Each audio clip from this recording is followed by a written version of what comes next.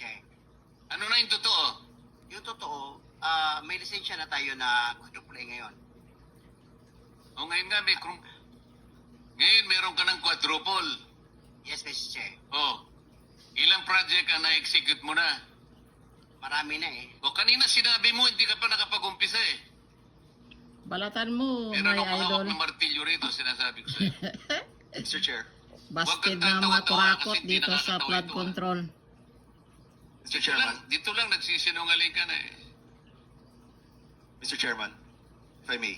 Yes, Mr. Mukhang Senator. nahihirapan kasi si Mr. Girante mag-explain. Tama ba to? Ang sabi mo kanina, hindi ka pa incorporated at ngayon incorporated ka na in 2024. Yes. Okay. No. Hindi rin.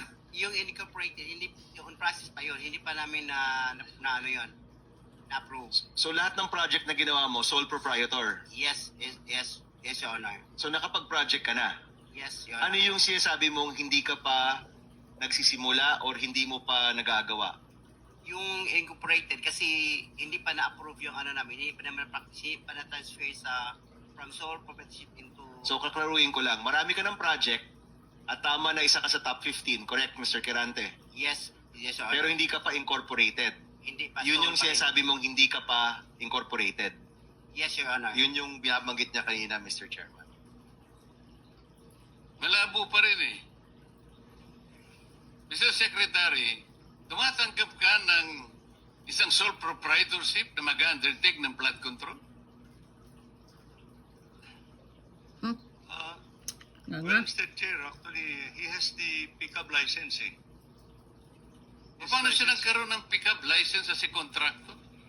He has the pickup license. Gisahon mo payo Paano ka dyan nakakuha ng Senator pickup Marcolita. license, Mr. Kirante?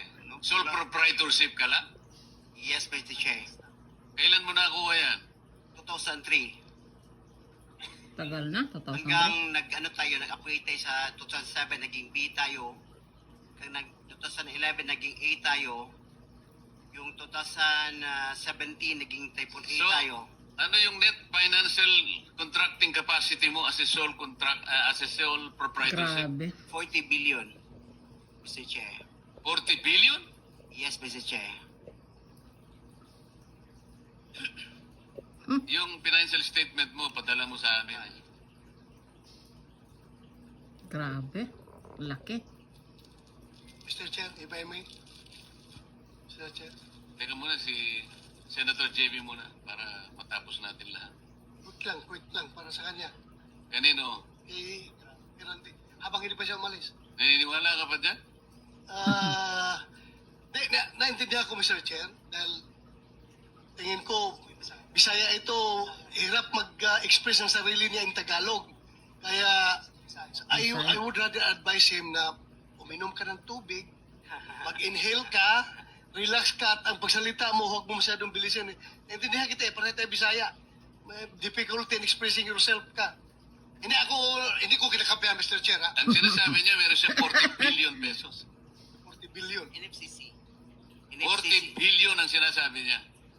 NFCC, Mr. Chair. Kaya nga, 40 billion pesos. Yes, Mr. Chair. Oh. Naniniwala ka, Mr. Senator? Ano yung NFTC, Mr. Chair? Hindi ko... Net financial contracting capacity. Totoo, tinoon na, bay. Ha? May Bullshit. 40 billion ka. Yes. Nakadeposito sa bangko na. Unsa man na? Ay, Paano? hindi. Yung NFCC kinuha sa... Ano yan? Yen o pesos? Asset yan. Kasi yung NFCC, kinocompute ng times 15 yon, Mr. Chair. Halimbawa, may 1 billion ka sa bangko.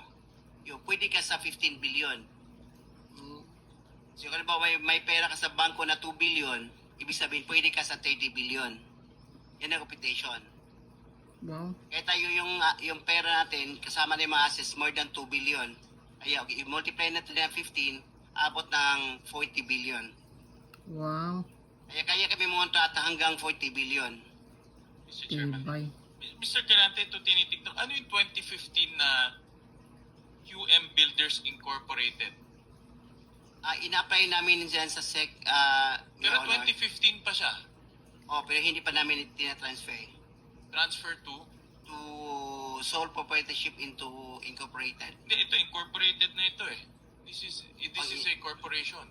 Kasi ang explanation ng bookkeeper natin, yung ano natin ga-handle, yung experience ng from sole proprietorship, itatransfer muna sa Hindi, iba yung experience, iba yung corporate entity. Yung corporate entity is 2015 nandyan na siya. Ah, Pero sinasabi nyo, walang nangyayari. wala nangyayari. Ang In-apply lang. ginagamit nyo since 20 noon pa ay yung inyong sole proprietor. Yes, Your Yung Honor. pumapasok inyong income, in other words. Yan din ginagamit nyo pagbibid ng mga projects. Yes, Your Honor. Tama? Ganun ba? Ganun ba ho ang interpret? So, dalawang entity, yung sole proprietor at yung incorporation. Yes, yes, Your Honor. Okay. Sabit nyo na lang ho sa amin yung mga dokumento na yan.